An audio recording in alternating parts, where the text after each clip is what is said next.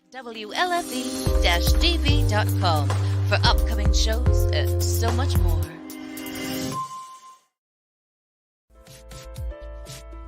Hey everyone, it's Tuesday night again. You know what that means, don't you? It's time to join Mike and Kristie for another episode of Where's My Sage? A show hosted by a psychic medium and a guy on a quest to find Bigfoot. Who would have thought? Together, they will take you on all sorts of adventures, and not with lots of different people. Kristie even gives readings. It's time to sit back, get up and get ready. You can't sample the universe sitting down. Your hosts are waiting. Come on, let's go!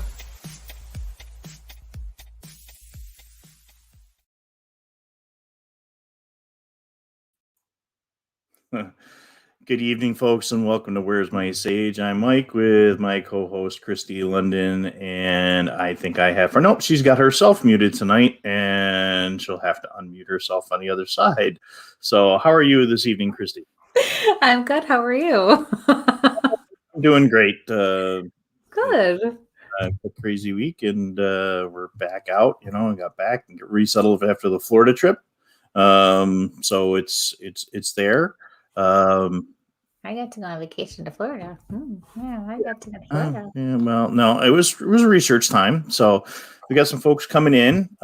Just to remind everybody, we've got the Instagram, YouTube thing, the subscriber giveaway still going on. I think I pulled that panel down. No, it's still up here. Just quick, we'll throw it up there again when we hit the 500 subscriber mark over there on the Instagram, and we'll be giving away a Bigfoot research kit. When we hit 750, we'll be giving away the paranormal kit. And when we hit 1,000 subscribers, we'll be giving away an X8 tactical custom knife done by me. So I'll bring the other screen back up. So it's pretty good. We got some investigation stuff coming up soon. We've had some wonderful things. So let's say hello to a couple of folks here. So hello, Michelle. Hi, we Michelle. are here this evening. So wait a minute, that green screen's going to have to go. Hello, Shireen. Hello, Paul. Good to have him here. Yeah. Find some fish like that. Hello, Penny. Hi, Penny.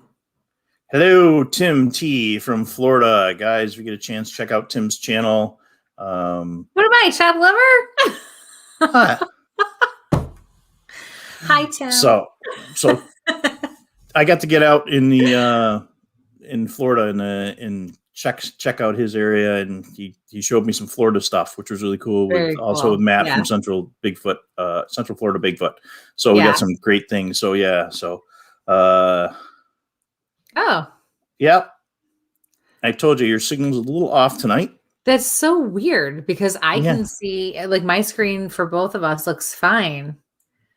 And down my computer says that my signal's fine. But in the top corner, do you see we have this new little Wi-Fi symbol? Yeah, if your signal keeps dropping, it's been coming up. I noticed a little lately. So I've never seen that before. That's a new thing. So Mike Kristie isn't clear. Yep, we got that a little bit. So I wonder if you've got to go in and come back out.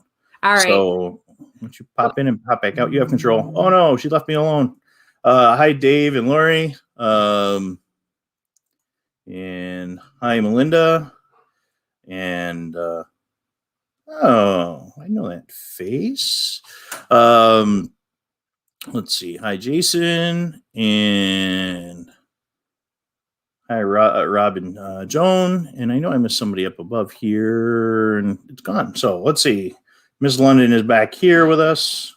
Yes, that is much better. Let's put you back where you belong on that side. And I'm going to kill my green screen because that's going to annoy everybody tonight, including myself. So we're going to go green on green. Maybe we'll just put a little Bigfoot in the background here. Anyway, so Edward, good evening. So we've got a great guest tonight. So we do. And Amy's bio up in front of me, and we'll pull that back up. So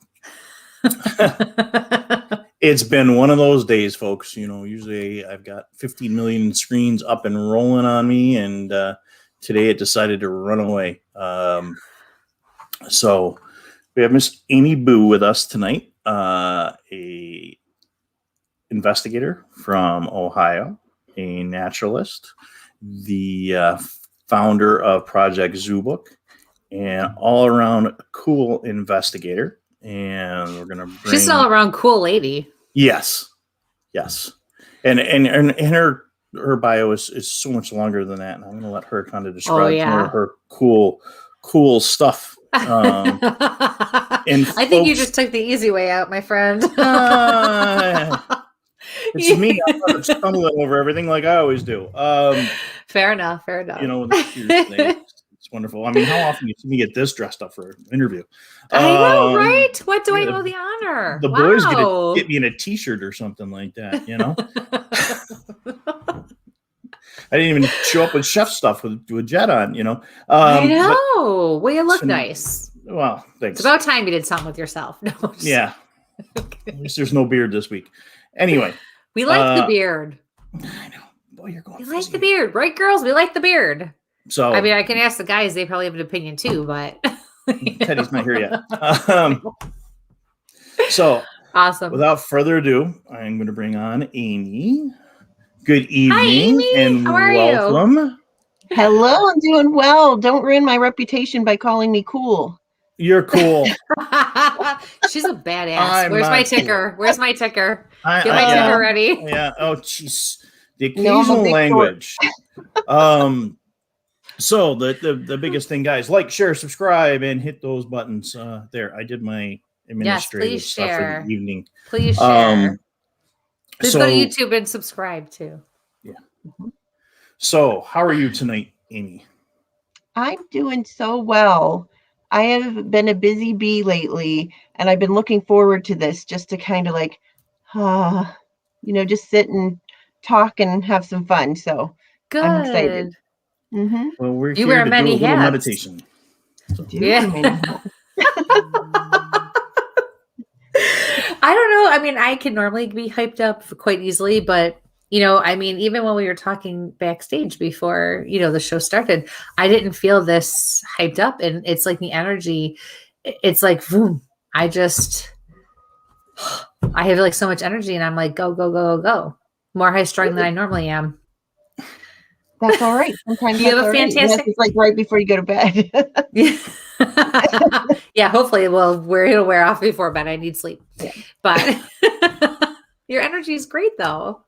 Oh, thank you. You're welcome. Yeah. Thank you. So is yours. So is yours. Thank Mike, you. Yeah. It's me. Hey, Ricky. Told you I like her. Hi, Ricky. And Teddy. Hi, Ted. So, Amy, let's get a little bit of your background. You are a school teacher. An educator by background. Mm-hmm. And right now I'm doing something a little bit different at the school. I'm not teaching my own class, but it's kind of nice to have a little bit of a break and doing tutoring and stuff. So, but yes, I am. That's good. What do you normally teach? I teach reading and English, so language arts normally. Okay. And with COVID, there was just a big mess up with my teaching license. So I got called back to the school for like some auxiliary help right now, but I'll be back there. Very good. I'm sure they miss you. Yeah, I miss them too. Yes. It's crazy, crazy world with this COVID stuff. So yeah. You got involved in this wonderful world of Bigfoot.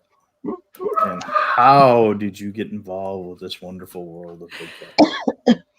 It's just funny. I talk to my friends or Lester, my fiance, or my family, and I'm like, can you even believe like how deeply I am embedded into the Bigfoot community at this point?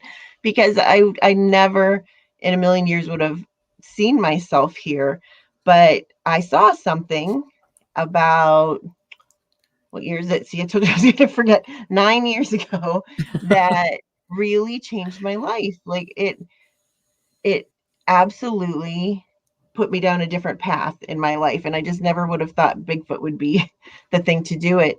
But I saw something, and I say something because I'm not exactly sure what it was, because it was too far away to be sure. But this something was very large and very wide and uniform in color. It was living because it moved around, And what it looked like was what I would have thought Bigfoot looked like. And I didn't really think about Bigfoot much because it wasn't on my radar. I was a passenger in a car, driving over a bridge over the city's water supply here in Ohio, and saw this thing holding onto a tree. Looking back and trying to figure it out, I think it was probably at least 100 yards away. So that's why I'm a hopeful skeptic. I always say, like, I want Bigfoot to be real. And a lot of days I think it's real, and then other days I'm not as sure. Especially when things aren't going so well. But whatever it was, it changed the course of my life. And a lot of that is because after I saw it, I started looking into this and was absolutely shocked to find out that several people had seen these right around that same area. Because if I ever did think of Bigfoot, back in the day, watching In Search of, or, Harry and the Hendersons or whatever, you don't think about them in Ohio, No, or that there was more than one, or that they were even maybe real. So I saw that from that moving car, and I have been on this quest ever since to try to see and really prove to myself that these creatures are real. So you were able, the local paper or BFRO, or how did you find that there were a lot of sightings in those areas and stuff like that? Yeah, I started Googling it, like everybody does. It took me a good year of, I did see some sightings, excuse me, locally, some things on the BFRO's website, yes, and other websites. There's a lot of Bigfoot groups out there. And it took me about a year after I'd done a lot of reading, different books, reading teachers. So I was gathering information. I was just fascinated by it. Even if it was just folklore, in my head at the time, like it had to have a different explanation. Like it couldn't be Bigfoot. I was just soaking up anything I could get my hands on. So it took me about a year before I submitted a report of my own. And then, met other people that were into this, and it stuck. Every day, I don't think there's a day that goes by that I don't either think about Bigfoot, write something, do something with my projects, or, talk to a witness. It is part of me now. I don't think there's any getting rid of it.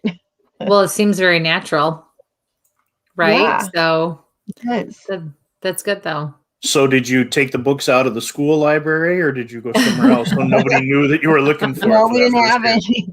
I remember, speaking of which, when I was, I always forget if it was 8th or 9th grade, but I wrote a report about the Loch Ness Monster because my teacher asked us to write about something we weren't sure if we believed in. And I remember how hard it was to find anything about it. But there was one book in the school library, and it did have something about Bigfoot, but I didn't read that. I wasn't interested, but I vaguely remember that.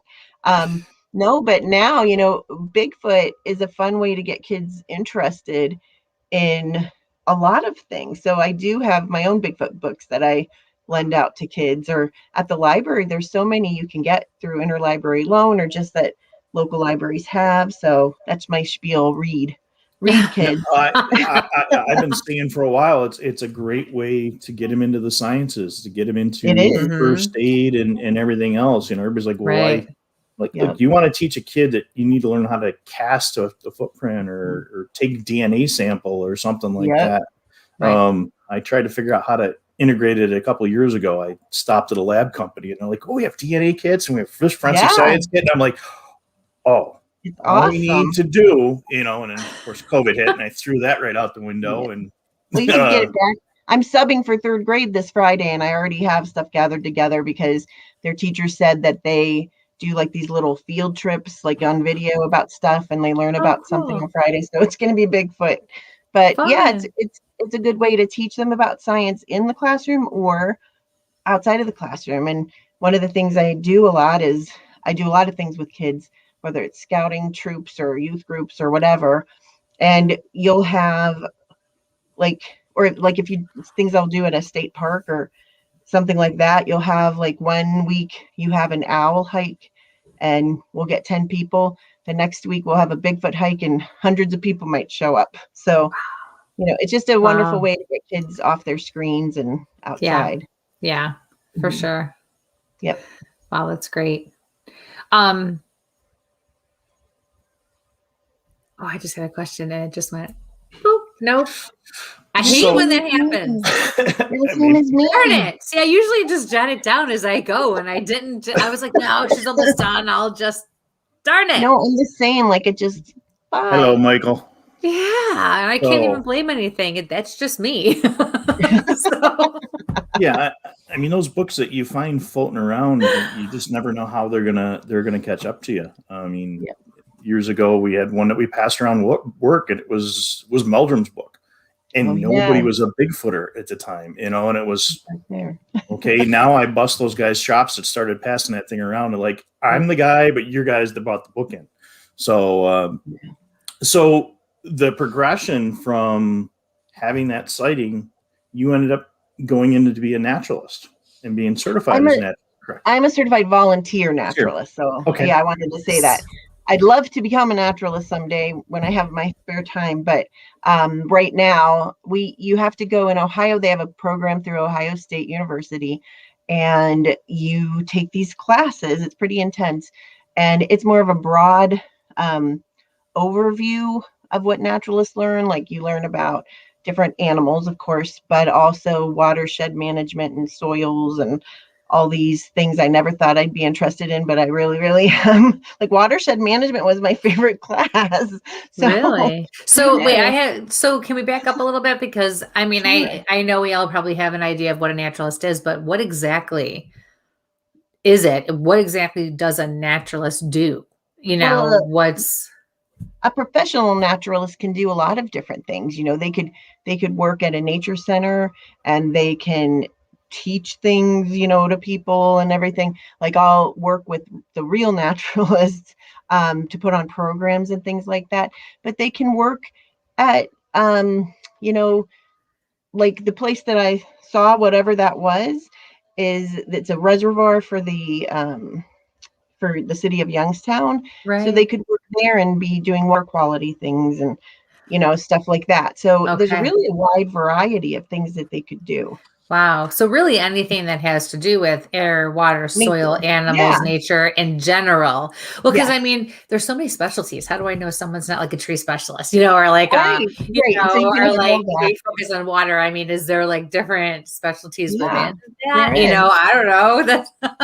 So what I did was just a very broad, generalized thing, and definitely not a specialist in anything. But that was a starting point where I started taking different classes about tree identification, like winter tree identification, or just anything I could get my hands on, and different survival classes from another place that I take now. And it's fun. I did it. My main reason I did the naturalist classes is because when I'm out in the woods so much and I'm trying to document things, and I'm trying to, capture audio, and I'm trying to look for footprints and stuff, I felt that I should be able to know what isn't Bigfoot before I start thinking even slightly that something could be, but if I didn't know how to identify a fox scream or, a double bear step, print, then, I didn't want to be getting my hopes up for anything if I could possibly say it's something else. Sure. So that's when I started doing that. It's debunking in the Bigfoot world. Yeah, it is. It is. I mean, really, it's, you have to apply it to everything in life, really, Right. And sometimes it can be disappointing if you really thought you got something, but I think it's fun. Yeah. Like, I've always been a big Sherlock Holmes fan, and he peels away the layers of everything that it isn't, and then whatever you're left with is what it is.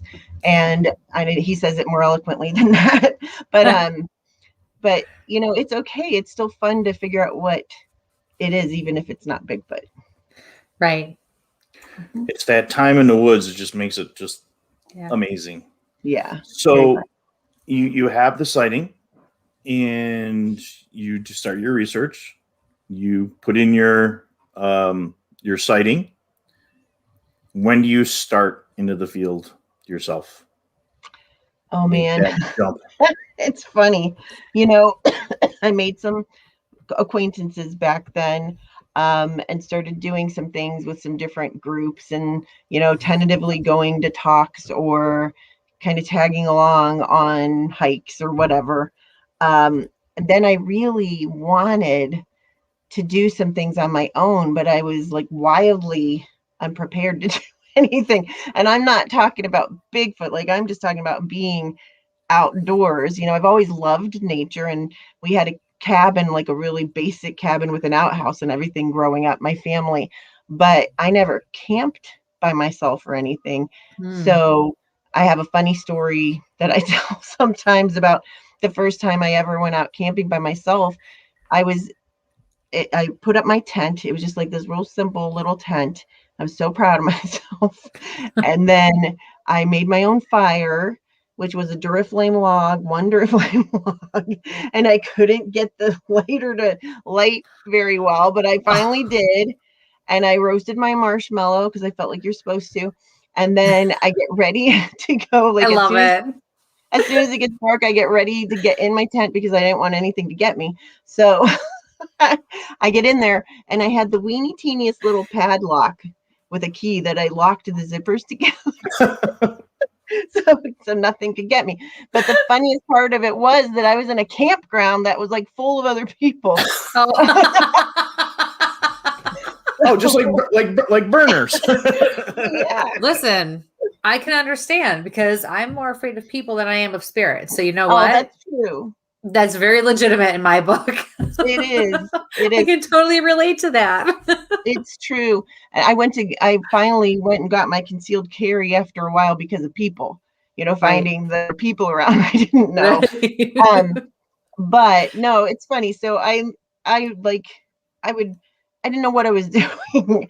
So I really love the camping part because, like Shane and other people say, like Bigfooting is really camping with a purpose, right? Like you're camping, you're hiking, you're looking around, you're trying to find things, but you're also having fun.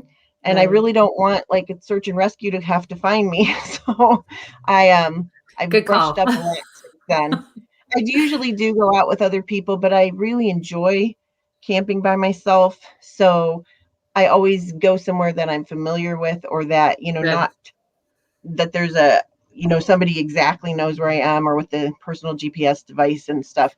But I love it. I was afraid to be in the dark when I started this, and now I love it. So my whole mindset changed. What do you love so much about camping on your own? What does it do for you? What do you get out of it? What do you look forward to? I said I need to get a bumper sticker that says Bigfoot saved my life or something like that. Aww. Because I just, I had been in a bad situation around that same time. I lost somebody very dear to me around that same time that I started this. And that whole summer after they passed away, I spent in the woods. I was a teacher, so I had that freedom. I camped like that whole summer. My daughter was with her dad over in Norway, our daughter, because he's from there. And so she was there. So I had this big chunk of time. And I don't know, it just heals my soul. It really does. Just the leaves and the trees. And I enjoy my own company. I'm a writer as well. I like to write things, and I like to read, and I like to my idea of fun is to sit in a camping chair and feed chipmunks for hours, like peanuts or something. Like, see how I like close to do you that. can I feed get the squirrels at my house. Is that the same thing? Yeah, so I don't really get bored easily, I guess, which is a good thing. But Yeah. I love it. I love, streams. I love the deep forest is my favorite place to be, I think.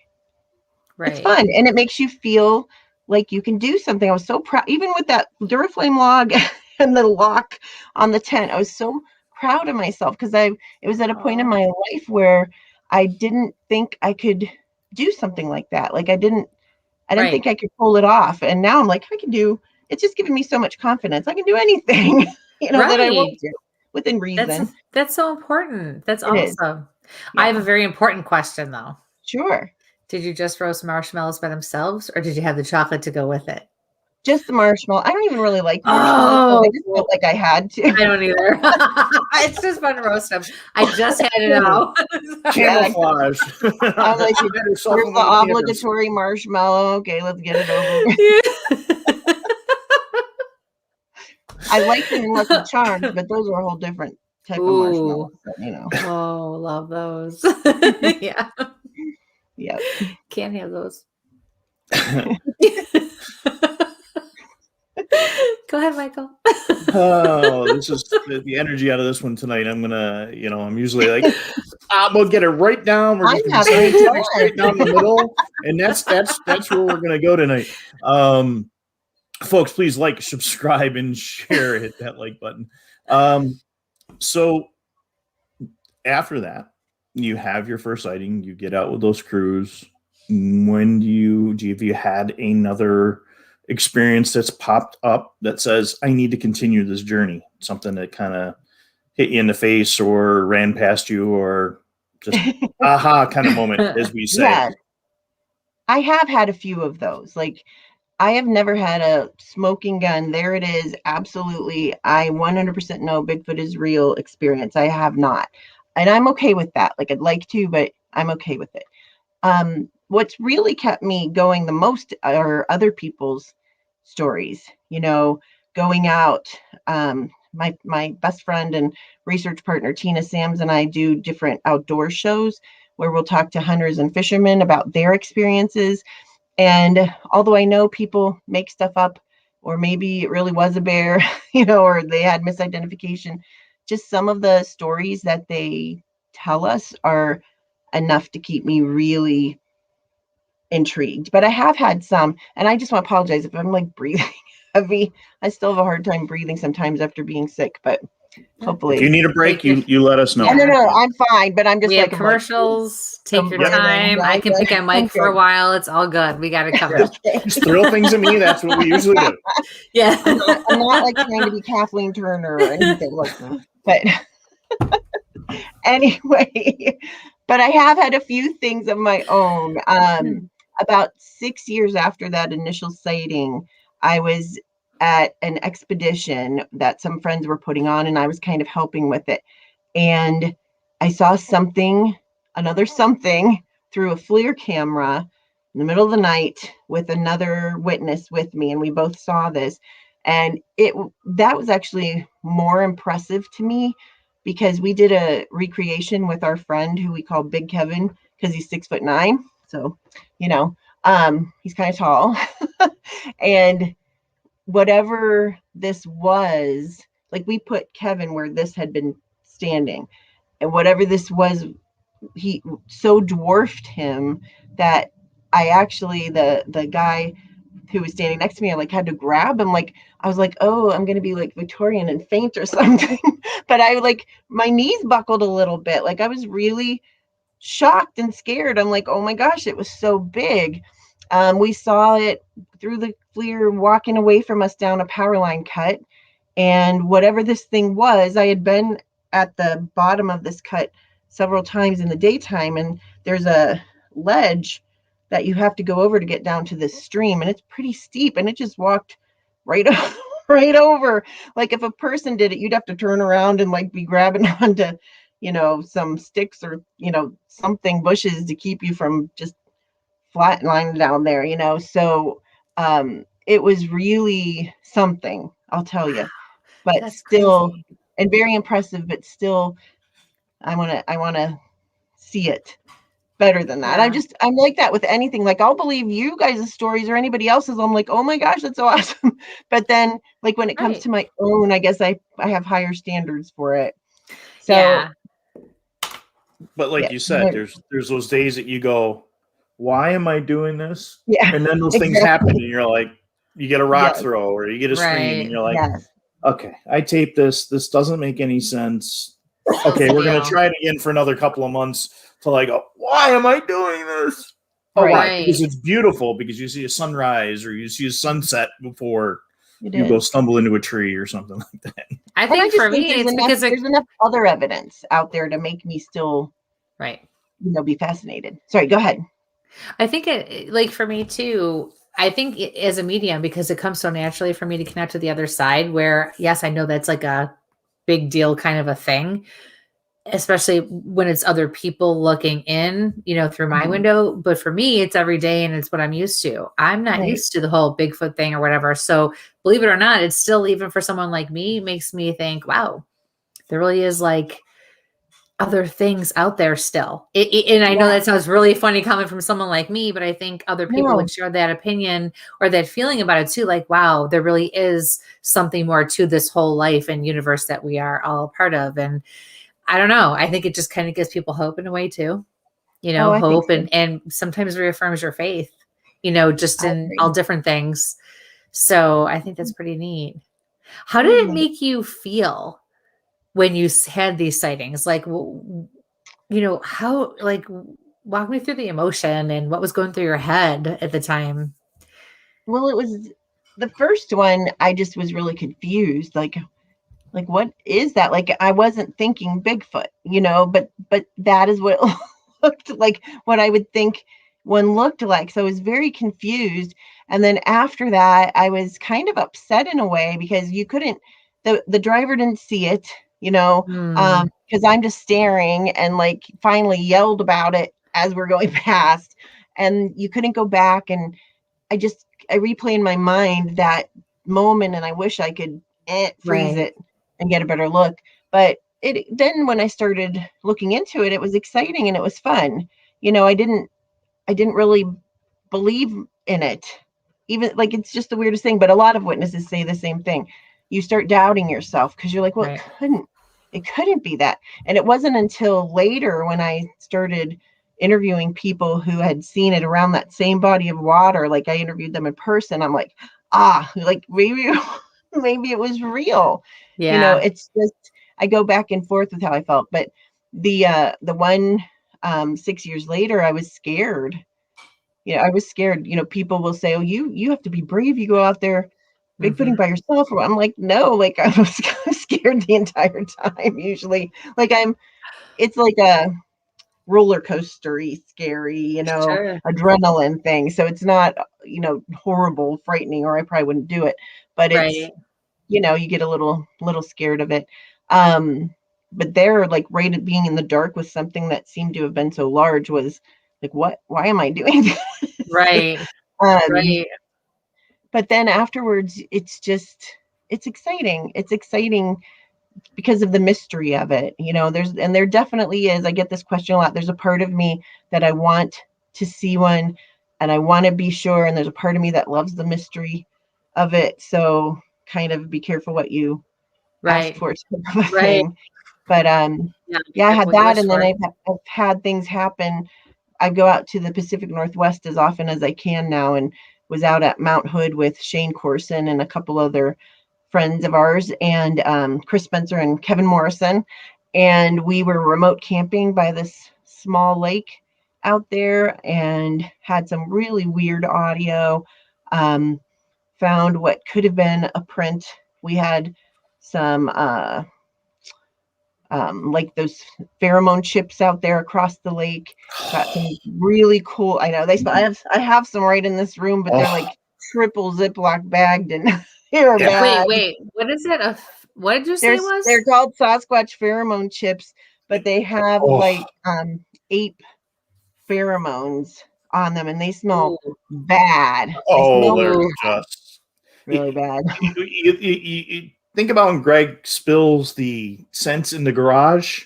Yeah, multiple those about 50 or 60 times. Yeah, like the doe urine and stuff for hunting. Yeah, like really bad. But we've had like good success with getting some good audio and stuff with these. So really, that when you're like in the middle of those types of forests, those giant forests, and out there in the middle of nowhere, and you're hearing weird stuff that you cannot explain, and then later you run it through programs and nobody can explain it. It's a little intimidating, but it's so much fun. I wouldn't do it if it wasn't fun. Right. How did you get tied in with the Olympic Project and those guys out there? And were you at Shane's location where he had his experience, or where he had his sighting? Yes, that's where we were. because I am a lucky duck, that's how I got associated with them. Like I feel so blessed and lucky with a lot of the friends that I have in Bigfooting now, and a lot of whenever I get to do something really cool, like you were talking, like I'm cool, I'm not cool, but the things I get to do are cool. So Right. I pinch myself. I'm like, man, I feel just really blessed. So I met Shane because I met another researcher that had been in Ohio, Barbara Olvera, and she was associated with the Olympic Project. And she's like, you should come on out and visit me. I'm like, okay. So I went out. She took me up to their headquarters because they were having a little bit of an event, and became friends with them. And, you know, after a couple years, I was in another group and then decided to go out on my own. And that lasted about a day before Derek and Shane asked me if I wanted to join the Olympic Project. And I was actually proud of myself because I waited about like maybe 10 hours to decide because I wanted to be sure, like I kind of didn't want to be in a group. And then I was like, okay, yeah. Yeah, I want to, just because I respect them. They're just such good people and I respect them so much. So really, I was going to say yes the whole time, but I was just like playing hard to get, you know. But, I love it. Good girl. Good girl. For our non-Bigfoot folks, go check out the Olympic Project. They've got a pretty good website. They're redoing their stuff, and they've got some really cool stuff. They've been in a couple of Seth Breedlove's things. You guys know I'm always pushing small town monster stuff. But on the trail series, I know that they've mentioned that there's another one coming out after ours, which we just found out today. It will be released in June. So yeah. Might have to no, it's awesome. You know, the Olympic Project, they're just such good people. I agree with how they do things. I agree with, you know, I will paraphrase what Derek Randalls always says, but he always says, you know, do what you want in Bigfooting, but just be nice to people. I'm paraphrasing that. So I like that. I feel very much that a lot of the opportunities I've had have come from being nice to people, and not like I'm not doing it to get something, but you know, it's being who you are. You're being genuine. I was going to say when I met you in Pennsylvania, I had no clue. We were there. I think you were talking to Steve, and you had your sign for your bucket list, if I remember correctly. And you know, it's grammar people here. Be who you are. And, I mean, that's be who you are. Just be genuine. People can smell BS a mile away. I agree. I didn't used to be able to. I was like the worst BS smeller ever. And now I feel like my senses have become acutely attuned to it. Well, that's you get into investigation. You get to talking to witnesses, and they'll do it. And I had a chance to talk to Shane quite a few times, and eventually our schedule. We have not had a chance to get him on here yet because of elk season, because we did not want to interrupt him during hunting season. We learned that was out. He just got back from being out at the OP just yesterday or the day before. We talk a lot. We have some crossover. So I'm in the Olympic Project. I'm a member of their team, and he's a member of my group. So we kind of cross over a lot, and just he's out there all the time. He's like in the woods. So I admire him a lot. So we'll circle back around to that. Let's hit the sporting, the hunting and fishing shows that you do. You do a lot of those in Ohio and Pennsylvania. Do you get over to New York, or where do you get a lot of your sightings? And when you talk to hunters, are you getting consistent accounts? So far, I only have done them in Ohio and PA. I live in Ohio, but I live like right on the border of Pennsylvania. So I actually am in Pennsylvania as far as Bigfoot goes more than I am in Ohio. And my only, you know, we all have our little research areas. So mine is in Pennsylvania in the Allegheny National Forest. And so I've done different shows in Ohio and PA, and I would love to do more. Like everything I like to do when it comes to Bigfooting, I want to do it all the time. So I would like to only do these shows because you get so much good information. And I'd like to only be out in the woods, and I'd like to only be writing my book, and I'd like to only, so I do as much as I have time for. But I would definitely like to spread out. And I was doing for a while, through the Ohio Division of Wildlife, they had what do you want to call it? An expo. And they invited me one year to go out there and have a Bigfoot booth. And they had heard about me because I was blessed to be able to speak for the Audubon Society and do these outdoor shows. And then they asked me there, and it just kind of snowballs, like something, well, oops, oh, that was an accident that happened, but I don't really believe in that. It's like it kind of just life's journey. Yeah. Everything happens for a reason. And I agree. And we get a lot of, the first one I ever did was in Monroeville, Pennsylvania. It was I think it's the biggest outdoor show in Pennsylvania. And my friend, Dave Groves, got me that opportunity. So thank you, Dave, if you're watching. That's the 2-week one, the big one in Harrisburg? No, maybe I'm wrong. Maybe it's not the biggest one. I thought it was like one of the biggest of its kind, like what it is. But no, it's just a long weekend, this one. But it's huge. Like the venue is really big. So, and I could just be making that up because I thought but anyway, I sincerely thought so. But anyway, it was my first time being there. And I thought, like, I was nervous because I'm like, I'm not a hunter. I can't even like put up my tent, and I like, they're going to throw tomatoes at me, they're going to think this is stupid. And ultimately, I don't care if people make fun of me because of Bigfoot or think I'm stupid, but I still am like, don't enjoy it. So I was there by myself the night before everything started, setting up my booth, and the people that were running it wanted you to have this fake grass carpet down. So I'm like crawling around on the floor trying to tape this carpet down. And I look up, and there's like 6 to 8 guys standing there, with their camo and everything on, like waiting for me to get done. And I'm like, oh, hi. And it wasn't even open yet, but it was all guys who had booths there, vendors that wanted to tell me their Bigfoot stories. So it was like, bam, right off the bat, people would come up to me. And then, Tina she came a couple years with me, different things, and Lester and other people.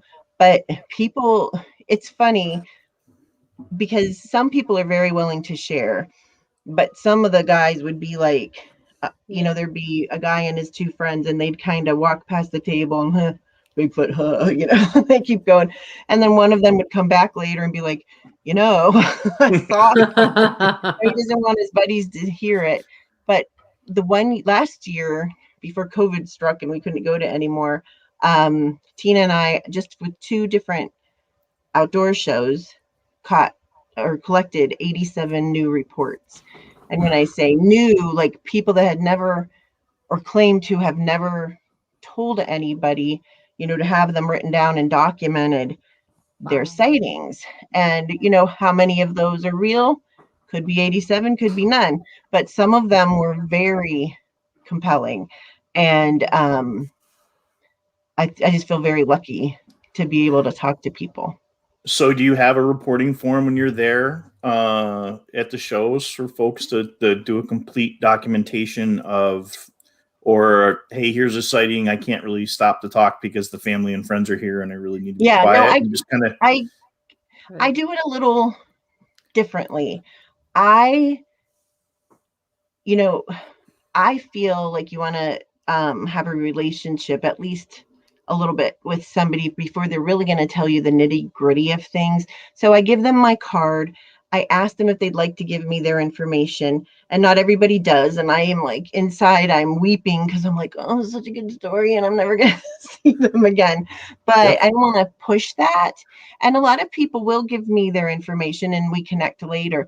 But I just want to be present, listening to them for that first time that they're telling somebody what they saw or what happened to them, or why they don't go hunting anymore. We get a lot of I don't go hunting anymore. people. And I want to really be focused on them. I want them to trust me that if they don't want me to tell anybody, I won't. That was one of the reasons I kind of wanted to go solo, because I feel like sometimes with bigger organizations, people are like, everybody's going to come rushing onto my property if I tell you anything. Yep. So, I just want to be another human being listening to your story. And then if they do give me their information or they contact me later, then I get more details and stuff like that. But as soon as they leave, I write everything. I write everything I can remember down just for my own information, because I have like big maps where I, will put where this happened, and then you kind of get this story about a certain area. Right. Very interesting. Mm-hmm.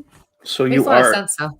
Yeah, our hitting area is close to us. So because we're the New York side, we're only an hour and a half from. So it's we were supposed to go down there the other night, but my partner bailed on me. I hope he's still in the audience. Shame on you. I'm gonna go look for amphibians this week. So, folks, if you have questions for Amy, please put them into the chat.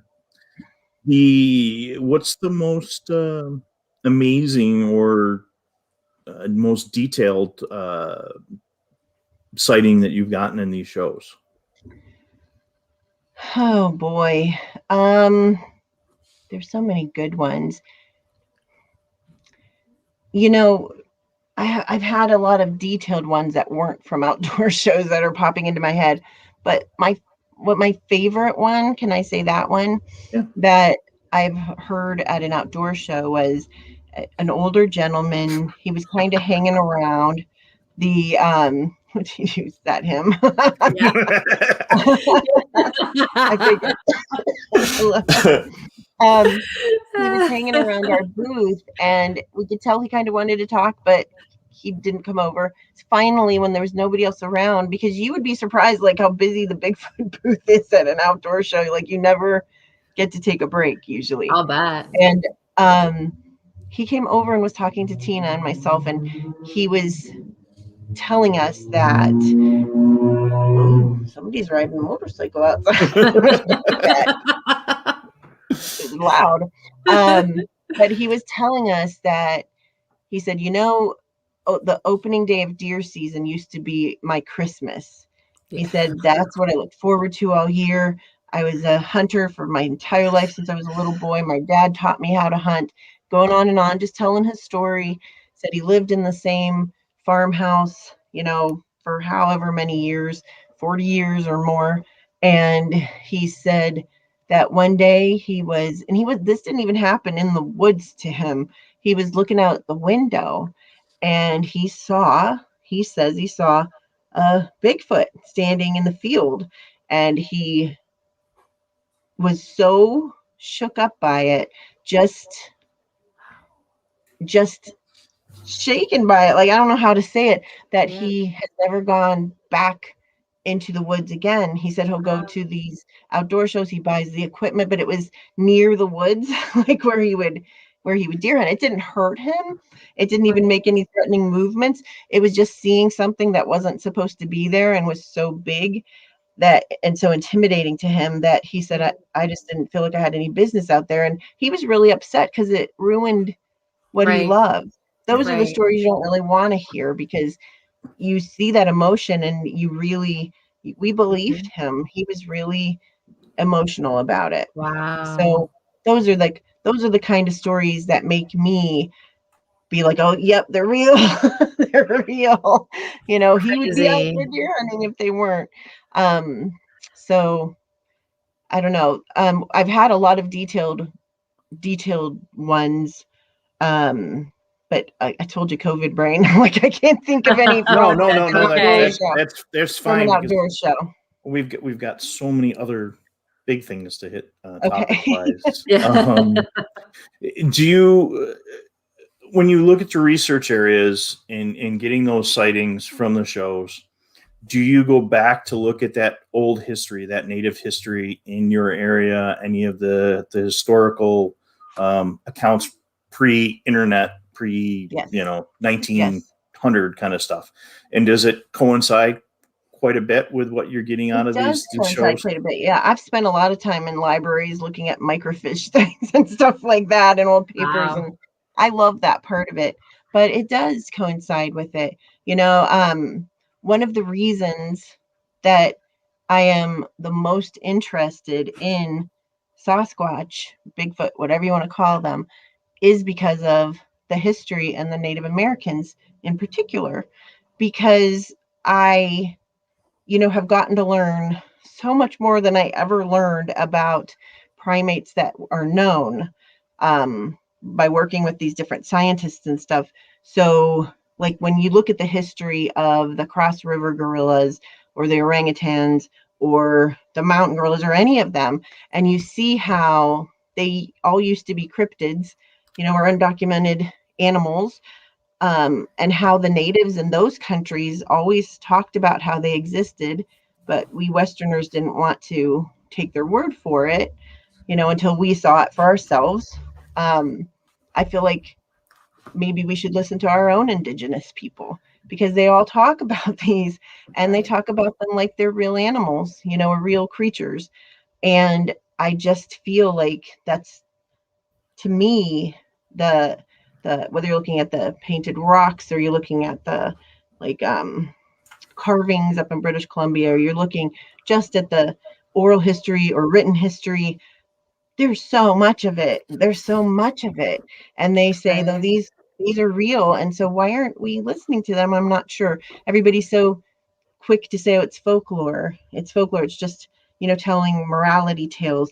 But it's not. Hi, Larry. It's not just telling morality tales. These are told in the same way they talk about eagles or antelope or whatever.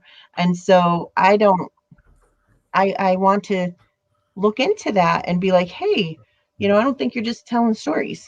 So I don't know if I even answered your question, but that's where no, you did, because okay. I've been going through the local lore in my county alone, and one of the local books was, and I apologize, the dogs are out running around tonight. Usually they're on the other side of the house, but they're on my side tonight. Right in the local history. I mean, it's two chapters in. It's like, hey, it's right here. And when we started following it in that chain, there's a whole bunch of other stuff that's kind of come down through that path, but it leads right through your neighborhood and somewhere else, and then into another cryptid. And whoa, right. You can believe in one thing, but I can't go over it. But that's the truth. People will ask me about other cryptids, and my answer, and it's not a good answer, but it's my answer, is that I don't want to believe in the other ones, because if the other scary ones are out there, I won't go out there. So fair. That's fair. That's logical. Whether or not they're real, I don't want to know. Then I got this. I can go out happily in the woods and not be worried about them. I got the same answer from Cliff. He's like, yeah, if Dog Man's real, I'm not going back out in the woods again. So it's not just me. I feel really good then. Yay. Yeah. It's not just me. I can relate to that, because I worry about the bear and all the other stuff, especially when I get left in the woods by myself. I don't know what my partner has a really bad habit of doing that. So I'm like, oh, you have everything I need to protect myself if we run across something.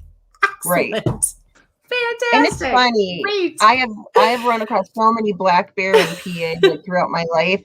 And so I'm not really scared of them unless it's nighttime and I'm by myself, then they're going to kill me. But when I'm out west and you have cougar and that's no joke. I am afraid the entire time of them, but I still want to go anyway. I figure it will be a good way to die, if that's meant in a good way, but interesting. Not a good. I'm going to take your word for that. I'm good. I volunteered at a zoo as a kid. I've seen lots of big animals eat a lot of things. Yeah. No, not a good way. I didn't mean not a pleasant way. That crunching. No, not how I want to go. But then again, I dove for years. I don't want to go in the water either. Ultimately, I don't either. But I'm and getting back to like, why did I start doing this and, take those classes and everything, is that I was so afraid to do things. And then, I'm a cancer survivor twice. And that wasn't even enough to like kick my butt into gear to do what I really wanted to do. But that summer, like I was talking about, when one of my loved ones died, that's when I started my bucket list. Like after that big period of just the worst mourning ever, I started my bucket list, which is now my little logo and everything, the Bigfoot carrying his bucket, because I'm like, I'm gonna do stuff. Like I want to do stuff in his honor and other people's honor. And I just, I'm happy. Like I'm so happy, and I'm not really afraid anymore. So I'll at least try anything, almost anything. I'll try. Here, I take double. There we go. That's right. That's right.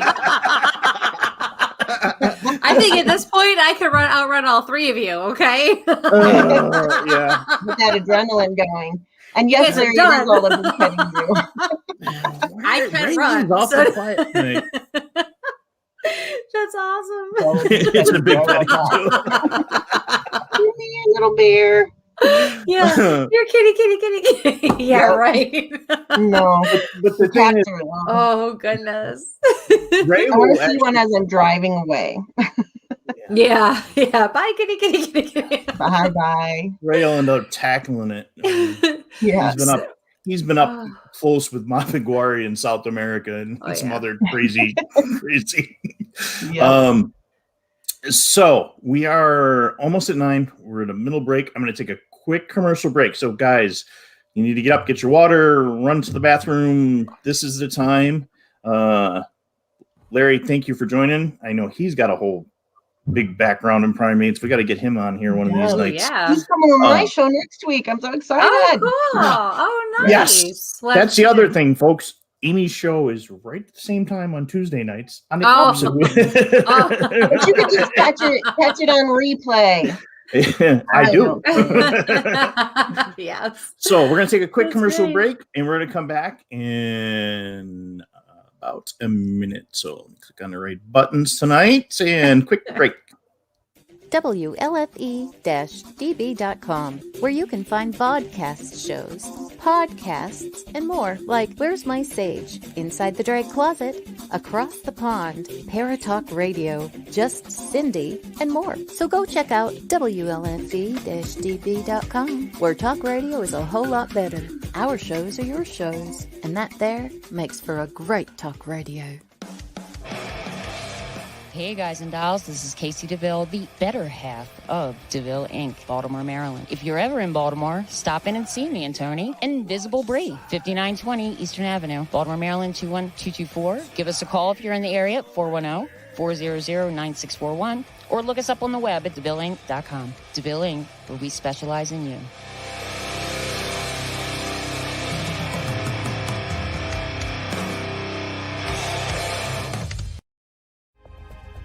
Ted Van Son Jr. is a seasoned investigator and well-versed in the ways of paranormal investigation. He is now ready to share his ideas and unique approach with all of you.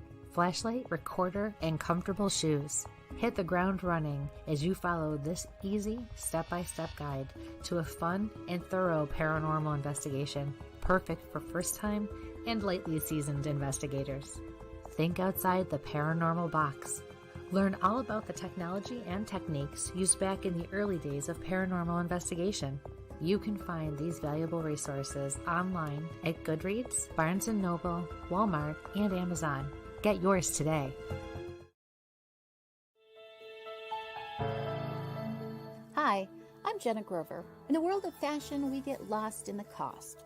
Everyone wants that special piece of quality jewelry, but they can't afford it. Not on my watch. I sell handmade quality jewelry for a fraction of the price, and that includes jewelry made of sea glass, natural stone, crystal beads, glass beads, Bigfoot jewelry, and more. If you don't see what you want, email me, because I make custom jewelry too. Check out my website at gbythesea.com. Also, you can email me at jewelry@gbythesea.com.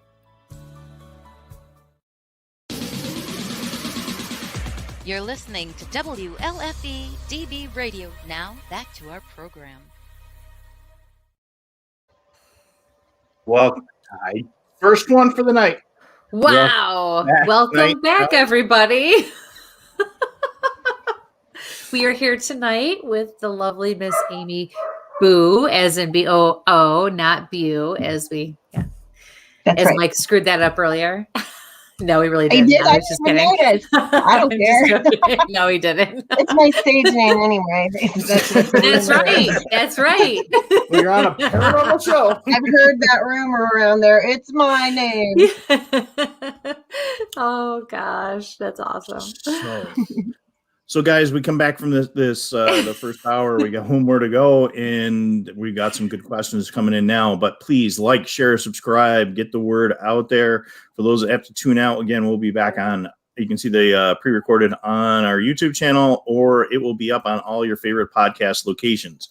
Yeah. So, from my buddy Paul, Amy, what is the coolest wildlife you've seen on a Bigfoot excursion? Ooh. Oh, I've seen a lot of cool ones, but the coolest I would say was when I was down in Kentucky and we were driving down to join up with some friends that were doing like a little expedition thing.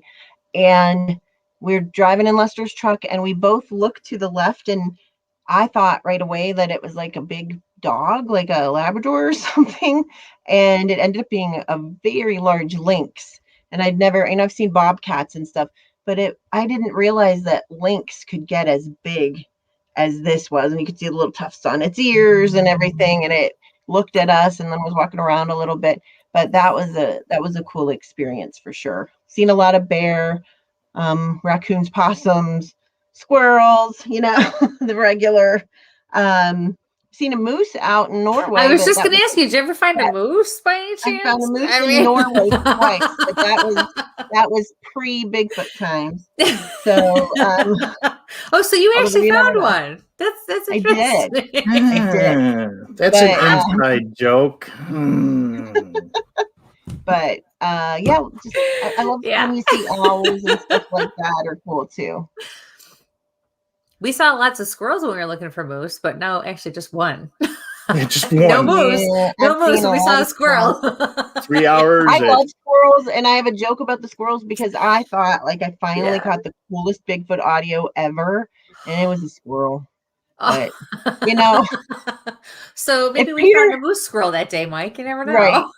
Peter Byrne can be disappointed and not find Bigfoot his whole life, then I can too. There you go. So excellent. On to the wildlife. You started Project Zoobook. And how did you start your Project Zoobook? And what is it for the what is Project Zoobook? Educated. I get really excited about it. It's my favorite. I started it by accident.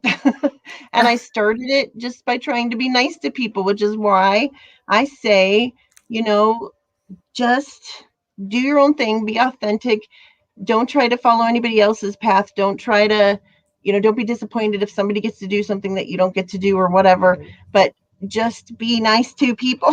It's like my biggest thing, especially I love the Bigfoot community. I have a lot of friends in it, but we all know wherever there are human beings, there can be a lot of drama. So I've been embroiled in my own, unfortunately, and dragged into it and not what I wanted, but I just try to be nice to people. So anyway, this one day I was trying to be nice to people.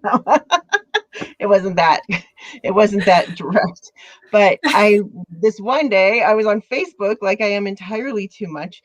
And I was creeping around a Bigfoot page in a Bigfoot group because that's what I do. I try to see what's going on, what's new, what's happening.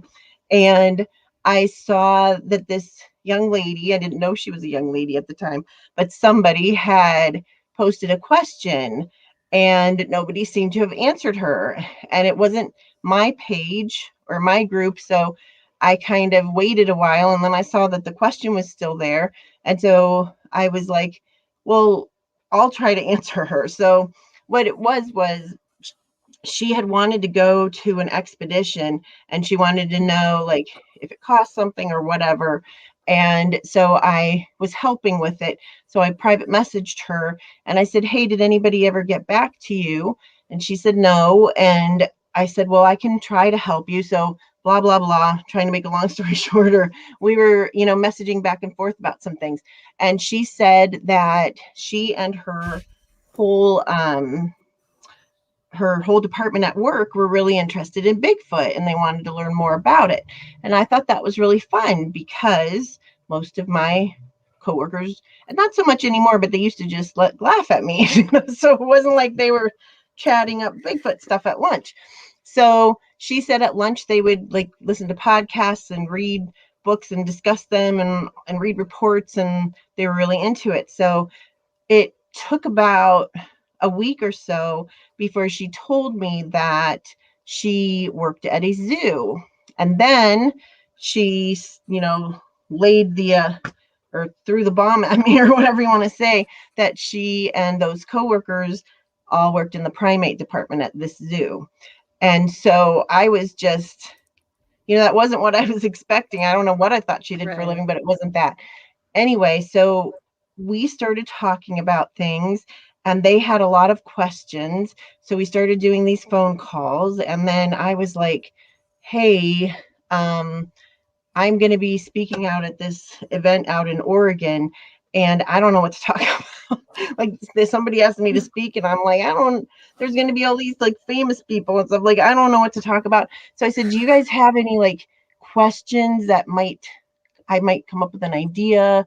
So they sent me this email or a message on Messenger, and I still have it with all of this information and all of these questions that they had pertaining to Bigfoot. And it was when I saw that I knew we had something special going on here. And I'm like, oh, like they're like really interested. It wasn't just, oh, that's kind of fun. They really were interested. So knowing myself, I know what I know. I read a lot. I learn as much as I can, but I don't know everything. I hadn't been around as long as some people, and although I don't think it's really how long you've been in something, but the energy you put into it, that counts more. Yep. But anyway, I knew my limitations. So I'm like, okay, I want to hook them up with the best people that I personally knew at the time, to answer some questions. And so I knew the Olympic projects, so I'm like, hey, Derek, you want to come talk to these, have a phone call. It ended up being Shane that was able to make that phone call. And then I talked to Monongahela, who's, a audio expert guy down south. And I talked to finally Dr. Meldrum, people that I had met casually and was just kind of, friendly with, and he came on some calls. And now, it got to the point where we started getting other scientists involved and everybody stayed. Like, I knew it was really cool and Tina knew it was really cool. And we're like, this is really cool, right? Like, this is like really cool. But I didn't know if other people would think so, although as long as I'm having fun, whatever. But every scientist we've invited on there pretty much has stayed or wanted to stay. And they all say the same thing, that they had no idea how much research was going on, how much scientific research was going on. And they, we decided we needed a name, and we were kind of joking around about it. And then we needed a logo, and it just kind of became this thing.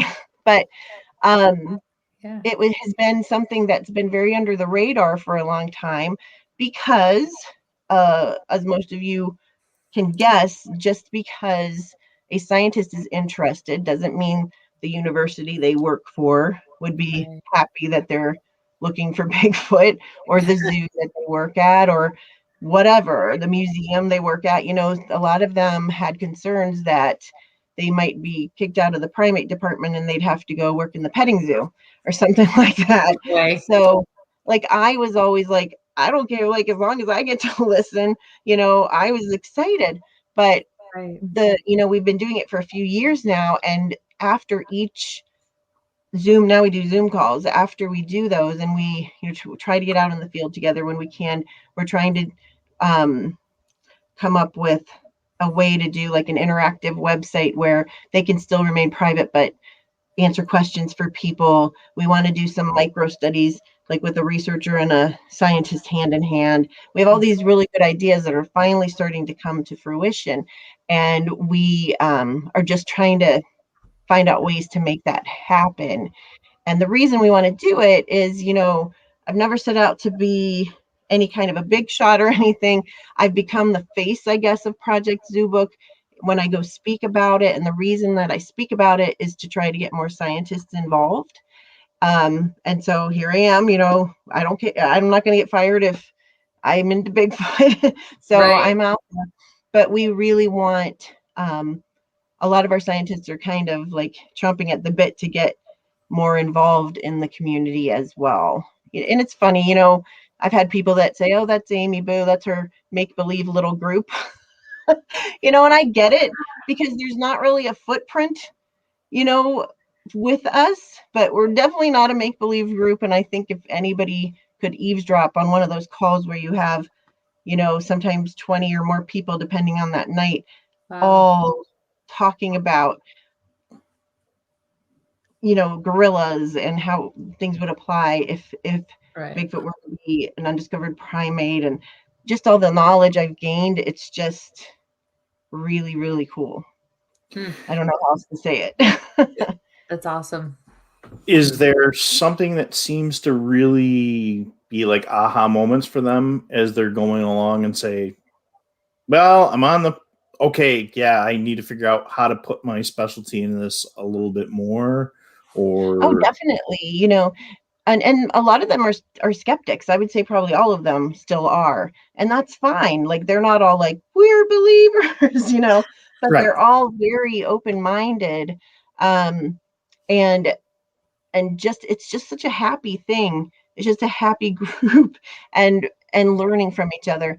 But yeah, like, I just go back to some of our first conversations where, I'm sitting there, kind of listening. Tina's sitting there. We're texting the whole time, like, oh my God, this is so fun. Like, because we're just listening to all the smart people. and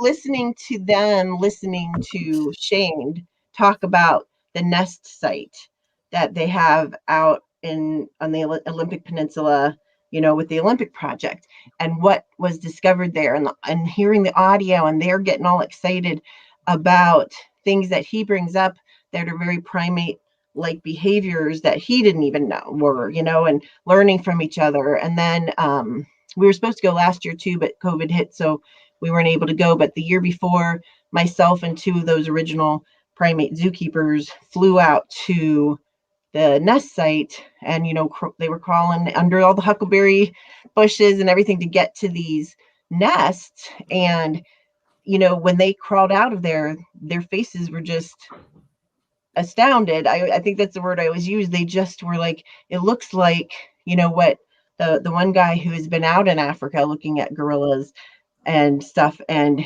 he said it looks like how they make their nests. It looks like how they are situated. And they were just so excited. And there have been lots of scientists that have looked at those nests. You had bear specialists, you had wood rat specialists, you had everybody in there trying to figure out what they are. And then you have these two people that are very knowledgeable about what primates can do, and they get excited about it. So that was like one of the best moments of my life. That's so cool. Was there anything, what was found in those nests? What was it? Tell us a little more about nests. Oh, it's so fascinating. And that's one of the things that, we have some anthropologists, we have marine biologists, we have wildlife biologists. Now we have primatologists, the primate zookeepers, all of these different people. And that nest site is one of the things that really fascinates them. But basically, there was, I'm doing the really pared down version, but there was a surveyor for a logging company that was surveying this area out in Washington State. And he came across in a very, very, very remote area. So one of the reasons we don't think that it is a hoax is because nobody would have ever found it. It would have been like the worst hoax ever because, it was made, you could tell that a lot of these nests were more degraded than others. So it had been made over many, many years, and you have to crawl through things to get to it. But anyway, he came across it. At the time, he only saw a few of them.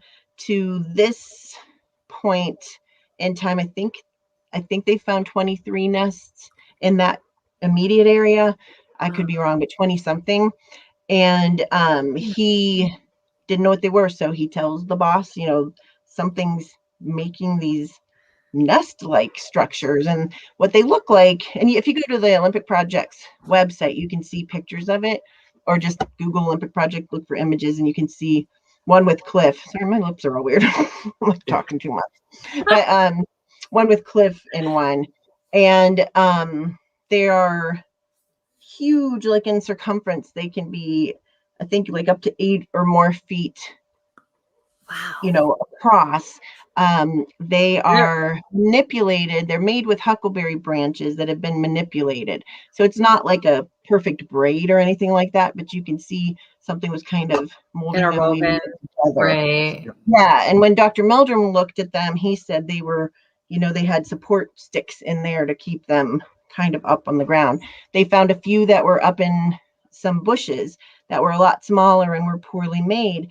And that was one of the cool moments in a Project Zoobook call where Shane was describing those. And then one of our primate people were saying, oh, well, gorillas, when they're teaching their young, will use these practice nests, and they will show their young how to do one by kind of elevating it up in some bushes, so it was, we're not saying the Olympic Project nor Project saying that it's Sasquatch, but it's really cool. Wow. Really so cool. Oh, no look, chance. Macaroni. I told you Macaroni was going to come and visit. Oh, how cute. He my baby. All right. Anyway. We are animal friendly on this show. Yes. You can hear my two I didn't even notice the door moved until he bit my ankle. So. I didn't notice the door either. No, he's sneaky. But it's some fabulous research that's going on out there. They're using eDNA to try to see what has occupied the nests. And the one point nest, they're like located on what are, like they call finger ridges. So you'll have like a finger and then you have to go down and up in another one. And they'll have like a group of nests here, a group of nests here. The point nest that was furthest out toward this ledge that goes down to a salmon stream had these 2 rocks in it that had grooves that perfectly lined up, like something was clacking them together, which would be another primate-like behavior. There were some skid marks that went down to that stream, like a means of egress there. Lots of food, lots of berries. It's just, even if it's not Bigfoot, something is making these, and it's really cool trying to figure it out. I wish I could live out in a nest. Be careful what you wish for.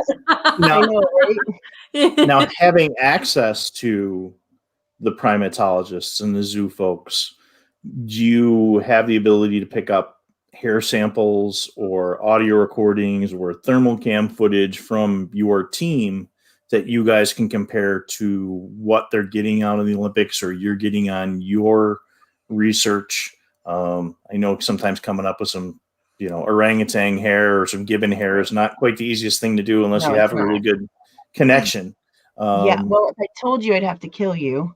No. Yes. Tell them anyway. I'll tell you, we have our wish list of things that we would really like to do because it's really tempting. Like, oh, we need to compare this. Can you get this?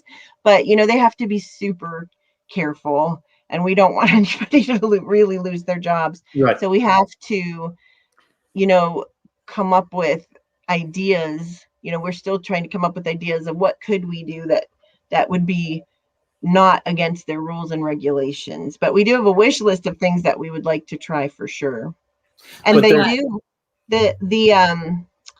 the gorillas and the chimps at this one particular zoo, they listen to like Monster X podcasts, they listen to Sasquatch Chronicles. So I'll tell them they need to listen to you. Like the animals, they listen to these podcasts. So They enjoy them. But those are definitely folks that if you have the audio, even though you have access to the Monongahela, I knew I was going to butcher that one. Monongahela, yeah. And then Dave Ellis and stuff like that. So you yeah. have Dave, yeah. those sound guys doing that analysis, but you also have folks that are listening to those sounds every day. I mean, right. I took Kristie on her first expedition, and we got the gibbon sounds, and I'm like, I know that's a gibbon sound because I spent a couple years as a volunteer at a zoo, and where my office was behind me was the primate section.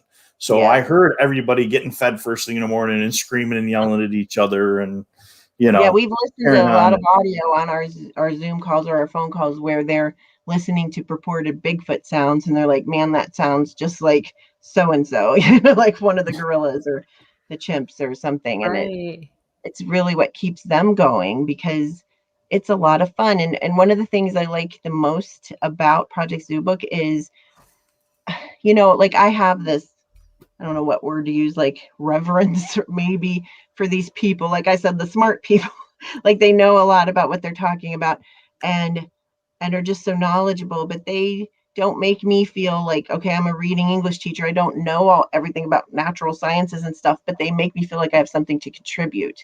And it's just a nice community of people.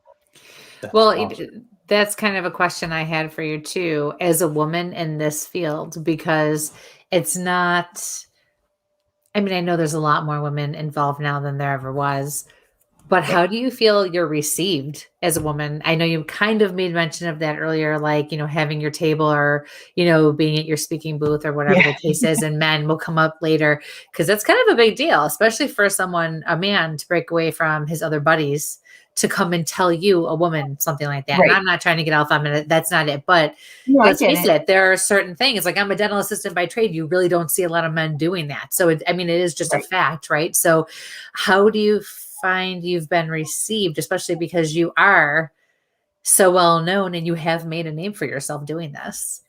It depends.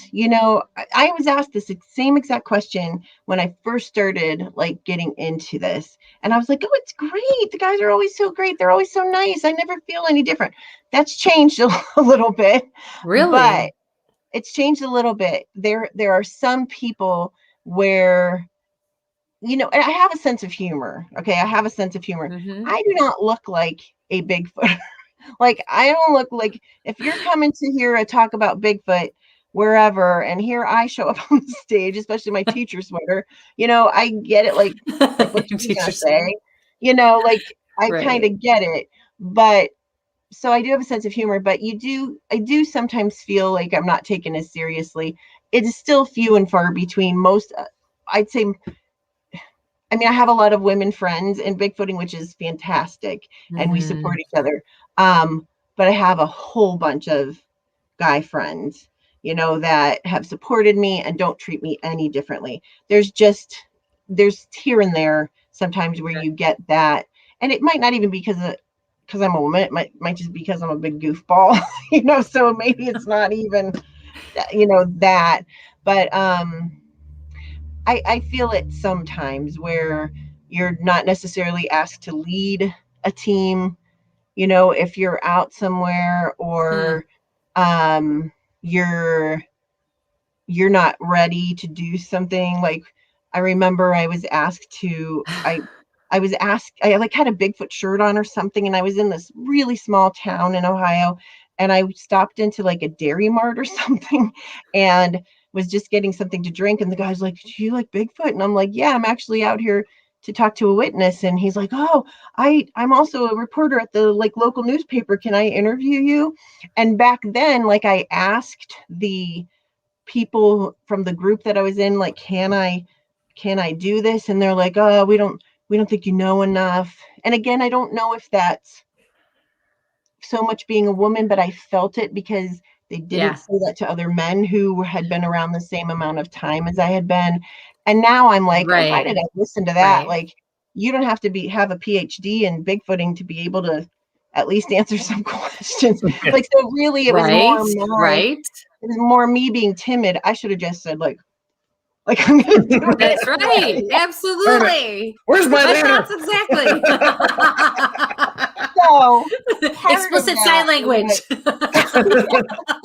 Right. part of that was my own. That's some friends. That's right. I love that.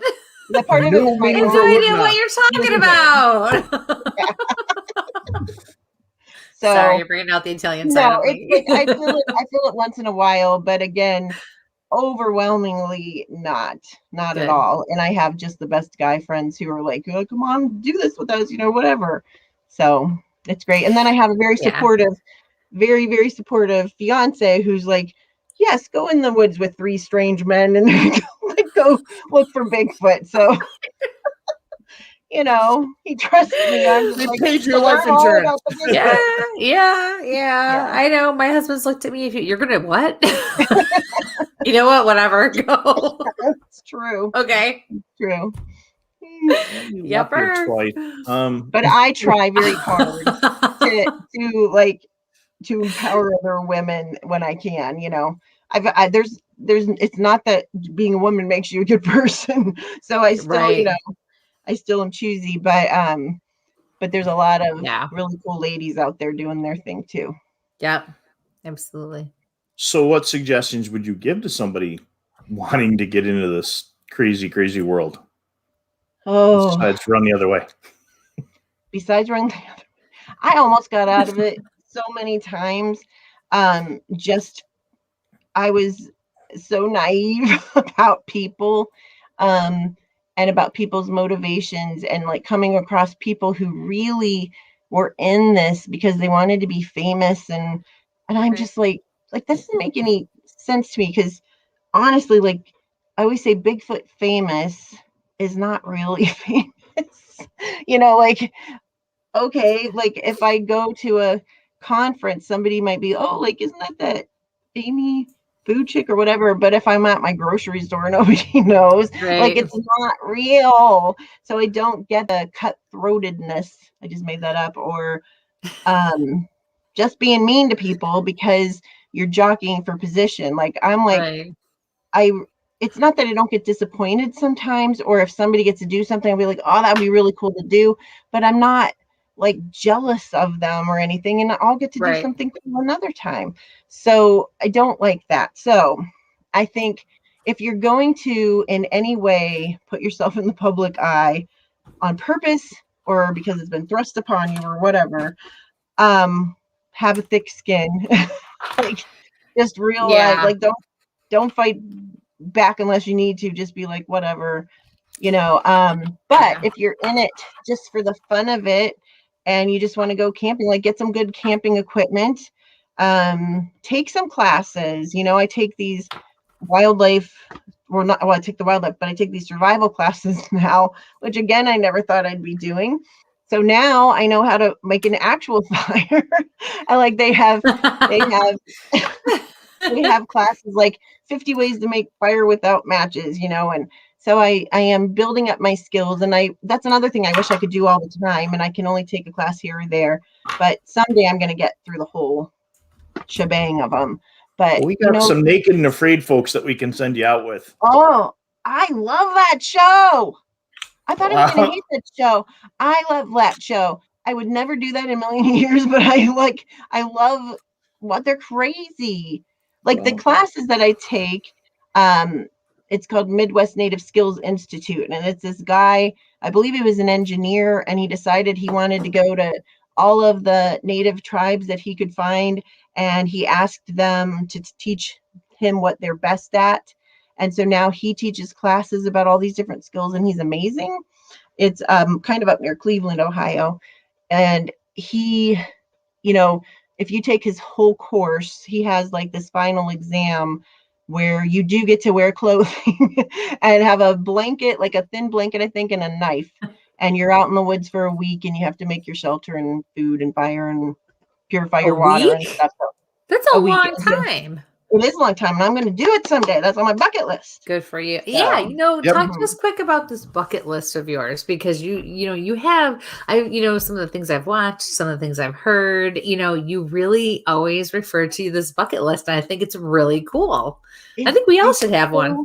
Yes. I think we should. Like, I wish it wouldn't have taken me so long, because now, I'm in my 50s. I can't get around. I'm not terrible, but I can't, like, I wouldn't be able to outrun you if there was a bear. So, we just have to outrun Ray, Mike, and Paul. It's all good. Right, okay, so we're good. Yeah, but I just wish I would have started it sooner. But you know what? It started when it was supposed to. Right. So I have all of these things I want to do, and I keep adding to it. And most of the things at this point do have to do with Bigfoot, but it's not a Bigfoot bucket list. It's just, I really like Bigfoot. So it's like, I want to go here. I want to do this. Right. I want to do that, or whatever. But my number one thing on my bucket list has nothing to do with Bigfoot. I don't know why I haven't done it yet. It's just, I'm always out of town. I want to be in a demolition derby. Those are really so bad. Much fun. We've got a really good one here. I want to be in one, and I want to win. Like, I'm really competitive. I want to win one. So I know I probably won't win the first one, but because the barricades will be this far, and I'll just be But I really want to, I want to be in more than one, I guess, then, because I want to to get up to really smashing into people. So I think it would be fun. I think that would be awesome. Get into the school buses instead of the cars. Yes. Seriously. Yes. Oh my gosh. So we have a really good one at our county fair, but I've just been in Washington, or it's always Labor Day weekend, and I've been traveling for a while since my bucket list has been happening. Gotcha. So I'm going to have to stay in town one of these times. But no, it's just it's not it might sound like a negative thing, because, I have it because I had my cancer and I had some other diseases I had to deal with and stuff. So I'm like, you don't know how much time you have. Exactly. Because, I talked about how I was the sick one in the family. I had all the diseases and stuff. And then it was another family member who very suddenly passed away. And I'm like, oh, it's not going to be me. And it was just so shocking. I'm like, you really don't know how much time you have. And so, and that's true. It could be we all talk about, you could get hit by a truck. You could. It's very true. So there's things I want to do while I'm still here and still capable of doing them. And so why not do them? And it can be something like being a demolition derby, and you work toward that, you make steps to work toward it. But it can be something like, I really want Dr. Meldrum to be on a Zoobook call, and I'm afraid to call him. I don't want to bother him. And I have learned it does not hurt to ask. Right. Why not ask? And more often than not, people will say yes. Yeah. And more often than not, they'll like it, they'll enjoy it. Yeah. So I am not afraid to go after things anymore. That's wonderful. So I have to ask the question I always ask everybody in your position. Okay. Coming from my perspective. Okay. Do you think there's any connection with Bigfoot, cryptids, with the paranormal? Do you think that there is something to this or not? I think that there very well could be. I have very good friends, some of my best friends, who think the polar opposite of me, or I wouldn't even want to say think, who research in ways the polar opposite than I do, because what makes us such good friends is they're not saying they're right. I'm not saying I'm right. So what I say, and I mean it, is that my interest is in Bigfoot just being a natural animal of some sort, maybe really smart, some type of a primate, not sure where it would land on the scale. That's what I'm interested in. So that's where my brain goes. That's where my experiments, if you want to call it that, go toward that, like the pheromone chips and things like that. And I'm listening for audio of an animal. But, I have other very good friends and people I respect a lot who are looking at it more in a paranormal way. And I'm fascinated by that. It's not my thing, but I feel the best thing to do, and my friend Jamie King says this often, is to be open-minded and see where your research takes you. Because if you're already, you have these preconceived notions. There's so much, and there's so much infighting about that. Oh, we don't want you on our page. Like, you're stupid. No, you're stupid. No, here, I have my puppet hands. I'm sorry, my puppet hands. You're such a teacher. And so that really bothers me. Nail like, polish.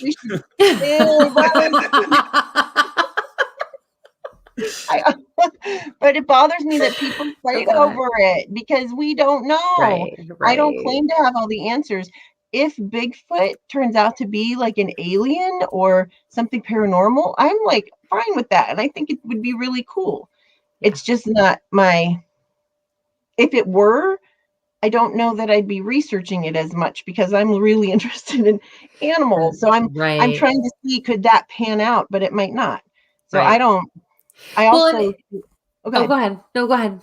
I was just going to say, I feel sometimes like I'll get a lot of witnesses that have very odd things in their reports. And I like to try to see, okay, like they said, the color was changing. Could the sun have been hitting it a different way? Could it have different colors in its fur or hair or whatever? And think, could there be a natural explanation? But I also feel like if something is said to be paranormal, to me, that doesn't mean like made up or fictional. To me, that means we just don't have a way to explain it. Right. It doesn't mean it's not true. How many things have we said were paranormal before? I was just talking about this in a Bigfoot group tonight. Oh, see, I must be psychic or something. Yeah, it must be.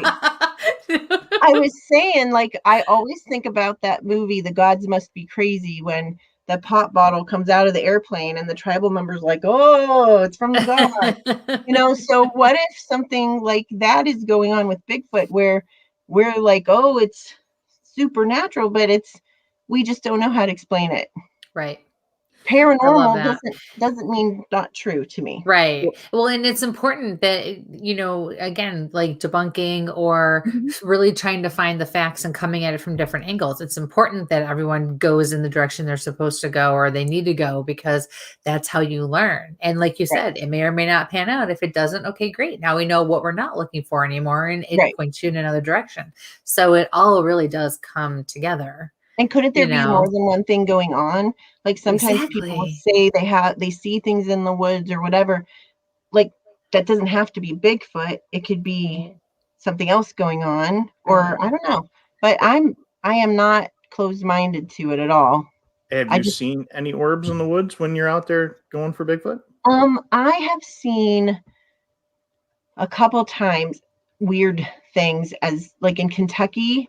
And one time in Ohio, I saw these red lights that almost looked like laser dots, like where I thought there was somebody with electronics.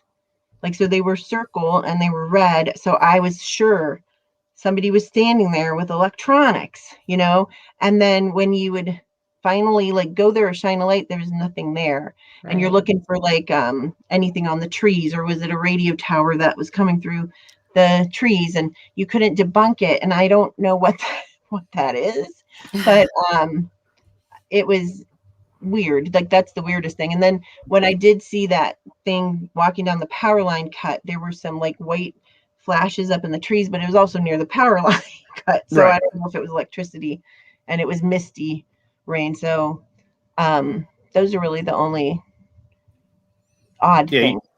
You didn't go out with us at Eric's event on the gas line, did you? No, I would have liked to, but no, because we got stuff out there, and Jay and I looked at each other like, I don't know. Yeah. And if it happens, it happens. I don't think everybody that says something odd happens is lying. Like, just like I don't think everybody that says they see a primate in the woods is telling the truth. Well, I mean, there's so much research in the last couple of months. I mean, have you guys looked at the UV, lights on marsupials that are coming out. Yeah. They're glowing in the dark, or the Tasmanian devil that actually can get its eye to really go cool. red. I mean, so it's just like there's a whole, that's to me just, I love it that people are studying that. Like even if you broke it down to, I just don't have time to really put my heart and soul into both. But if there was some crossover, then that's fine with me. So we have a question from the audience. And again, folks, if you got questions, please put them in the chat so we can get them in there. It's from Brian from Bearded Paranormal. What do you think about the $2 million bounty for Bigfoot in Oklahoma, and also the possibility of Bigfoot hunting season? Oh, I think it's a bunch of hooey. I don't know. Like, I don't know how much I should take it seriously, that they were really doing it for a serious reason. I think it was like more for what's it called? Well, it's publicity. Publicity. That's I even said public, and I can't remember the word publicity or something. But as far as how do I feel about a Bigfoot hunting season, I don't think it's a good idea. I'm not against hunting. You want to bring me some venison or whatever, I'll make it into a stew. I personally, unless I was starving or my family was starving, I would find it hard to even kill a deer, just because I'd cry my face off. But I'll eat your deer. So I'm not against it.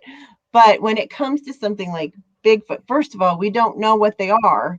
We don't know, are they closer to people? Are they, are they almost extinct? We don't know enough about them that I feel like we should be out shooting one. But that being said, I would very much like to, and this is on my bucket list, I would very much like to come across one that died peacefully of old age in its sleep.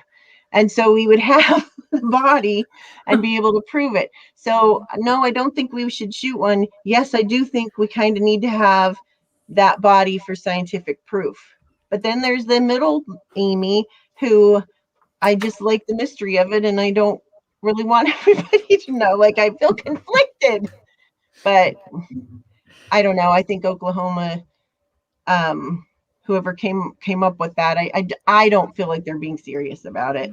Yeah, the politician that came up with the idea basically said it's to bring commerce, bring tourism in, because COVID just crushed that particular area. And honestly, I don't know that I feel anybody's going to have a better chance just because they're after $2 million than if they weren't. Well, I mean, and that's just it. We don't need a bunch of crazy people running around thinking they're going to get something, because unfortunately people will take this seriously, and we don't even know if this thing exists, and they're going to be hunting who knows what with shotguns and rifles and all that happy stuff. It has to be not a good idea. Has to be caught alive. Trapping only, because the original one was, go out and shoot to kill kind of thing. And then now it has to be that's all I need is 5 or 6 guys in ghillie suits out there. And so what's the most compelling evidence that you've come across? That I myself have come across? Yep. Zip. No, it's not zip. But I often call myself the worst Bigfooter in the world because I never find anything, and I try really hard. Aww. But, I have some really cool audio from that spot out in the Alleghenies. I've been collecting it for quite a few years and just kind of storing up a little cache of these audio recordings. So that's kind of cool. I have been with other people that had their equipment out, like in Mount Hood National Forest, with Shane and them, where they caught some really cool audio. It wasn't mine. Like, I've never found any footprints, except when I first went out hiking, like thinking maybe there was Bigfoot. I might have actually seen something, but I didn't know what to do with it. I've been there when other people have found things. But, being at the nest site, just where that is, but again, that's not my evidence. So I am not very fortunate about coming across things like that. And, but I'm not going to lie about it either. So if I tell you, oh my gosh, I found something, then it's probably pretty good, because that'll be the day. Awesome. But that doesn't bother me, because you look at things like the Cross River gorillas that, Westerners didn't think they were real, and then finally caught them on camera trap after all those years.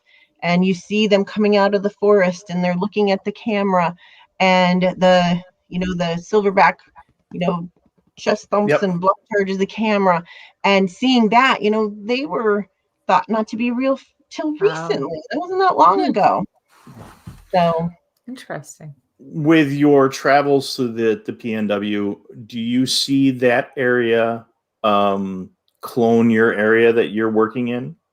Maybe not as high in elevation, but similar in no, geography or anything? No, it's very different. I live here. I take reports from here, from Ohio and PA. I still find it very hard to believe that Bigfoot lives here. Like, I know that we have forest, we have water, we have food, we have what we need, but it's not as believable as when you are out on the Olympic Peninsula, in the Olympic National Forest, and these areas where they have 50 something, I believe, small aircraft they can't find, that have crashed there, and it's huge. It's and just I'm not something. Like, there was a glitch. It makes me think that you're stopping. Go ahead. Nope. Finish what you're saying. Sorry. I think I just like that.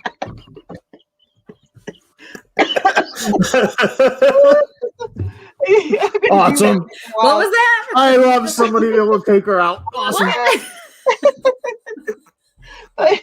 Sorry.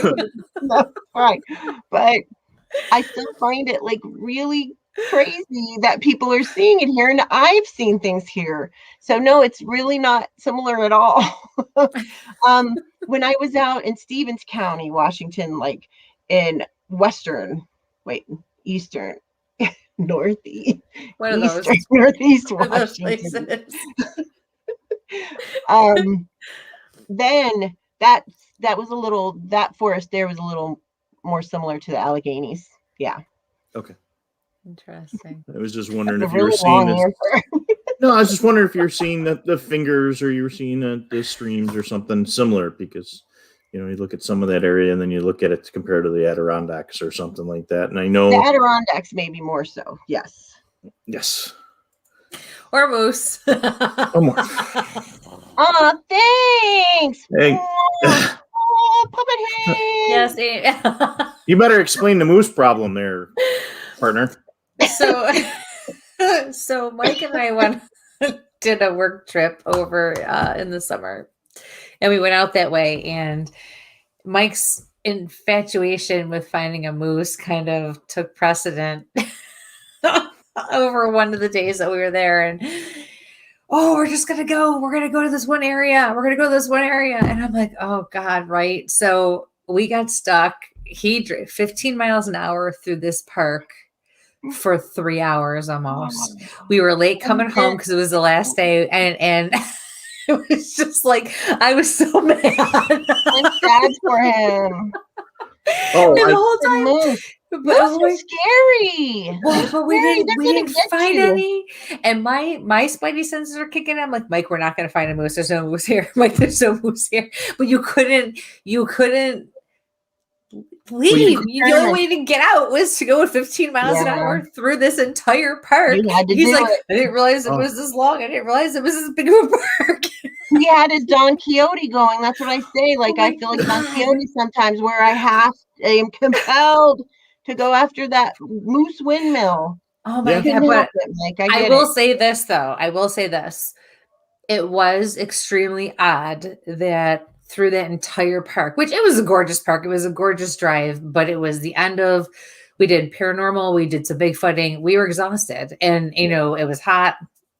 So, you don't get a lot of sleep on these trips. And I'm like, okay, it's really quiet here. That is the one thing we did notice, right? I mean, we really didn't see any birds. When I say we saw one squirrel, we literally saw one squirrel. And that's weird in itself. Exactly. So I will say that was, the one thing that stood out to us that, okay, there's nothing, no rabbits, no fox. Like, no, did we see a fox? I can't, something ran across the road, maybe a rabbit or a fox, but it was, I think the whole time that was it. And the one squirrel on this boulder on the one side of the road. But that's why I always bust his chops about the moose and about leaving me, because it took 3 hours. He and I live an hour and a half away from each other, and I ended up leaving my car at his house. His wife was nice enough to keep an eye on my car for me at their house.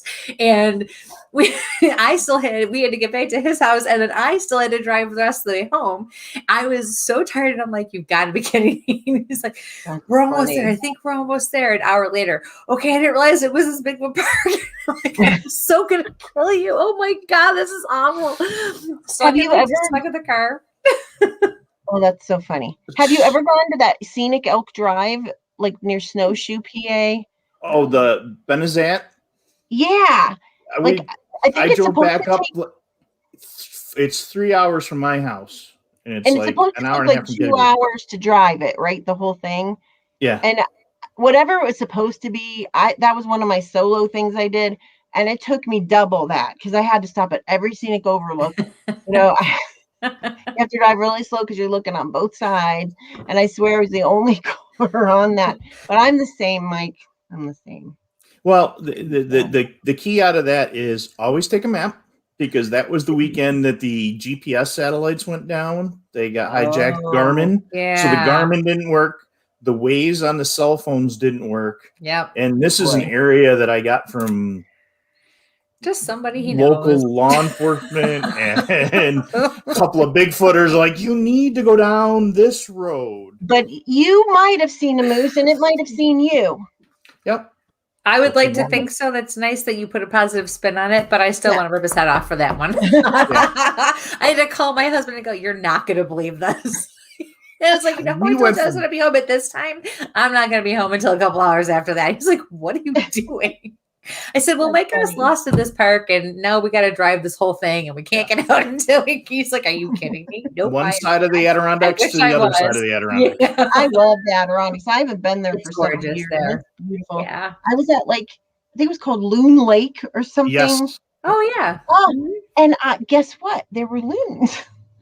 Yes. I didn't expect it. I just thought it was called that. And I remember I was in my tent and they woke me up and it was all misty and that crazy loony sound, which is one of my favorite sounds ever. It was one of the most beautiful moments. It was beautiful. Aww. No Bigfoots or moose though. So where is you've got a bucket list, but where do you really, really want to go Bigfooting? Oh, my number one place, Bigfoot or not, I'd like to go to British Columbia. Ooh. And I would like to look for Bigfoot there for sure. And it's just so beautiful and all the pictures and videos and everything. That's number one. And I also want to go, last year I was supposed to go to 2 of my bucket list places.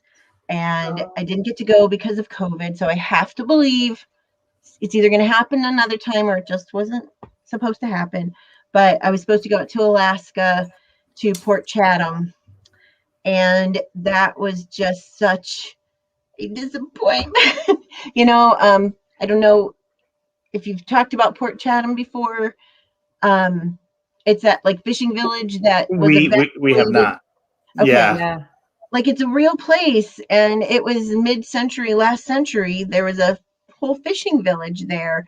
Wow. You can only get to this port, to this little village, by boat, and you have to charter a boat to get there. But they had, their houses there. They had a cannery where they would catch the fish and can the fish, and the whole village left, and they said it was because the hairy man was killing people.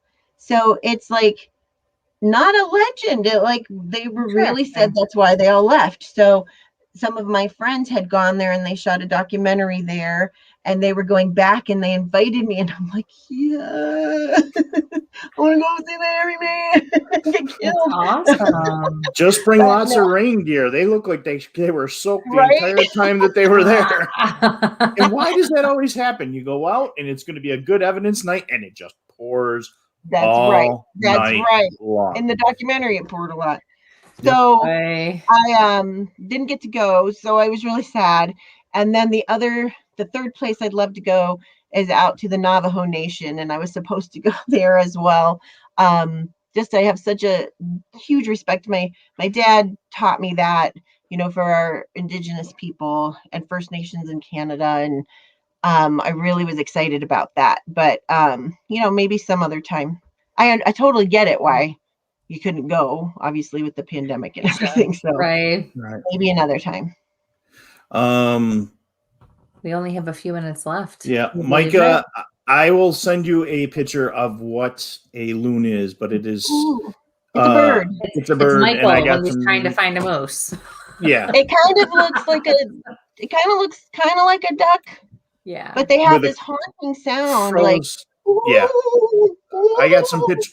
pictures. I'll send you some stuff. Yeah. And Listen, then Google at what they sound like because they're really cool.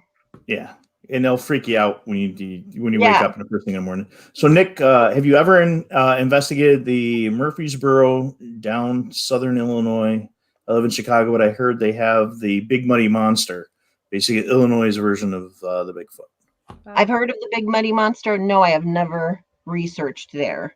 So I'd love to. You have all these different names for Sasquatch, Bigfoot all over the country, and it's fun to get somewhere local and see what they're saying. But no, I never have been, but I would love to do that someday. Very good. I'm going to put, you can contact Amy at bigfootamy@gmail.com, and I'm going to put that into the chat. What other major events do you have coming up in the next couple of months? Oh gosh, this year I wasn't sure if we were going to be able to travel, if things were going to be open. So I've kind of pared down my traveling a little bit. I'm going to be out at the Medellin Falls Bigfoot Conference in June out in Northeast Washington. And so that's going to be a lot of fun. A lot of my friends are speaking there as well. And then I'm going to be doing some traveling, some camping, remote camping directly after that. Then I'm going to be going out to another event in Oregon at the same time. So June's going to be a lot of my Pacific Northwest stuff. But I'm doing a lot of, especially after having been so ill with COVID myself, I've had to cancel some things. And I'm doing more writing. I'm writing a book, and I am determined to get that finished this year. That's great. So, but I'm doing lots of different things, and I'm spending more time out in the woods myself. I've last year or the year before, I did a lot of speaking and traveling, and I love traveling, but I want to be out in the woods too. So I need to make sure I have a balance there. Right. I'll be out at the Sasquatch Triangle Conference in Coshocton, Ohio, Sunday, May 16th, but a lot of us are going to be camping that whole weekend. It's not my conference or anything, but a friend of mine is putting it on, and just going to be out there to support him. They have some great speakers, including Shane Corson from the Olympic Project. He's going to be a speaker. So just a lot of Project Zoobook has some things up our sleeve that we're going to be doing as well. Any conferences in PA? Brian was asking, and I just put that in there. Nothing. PA. That I'm going to.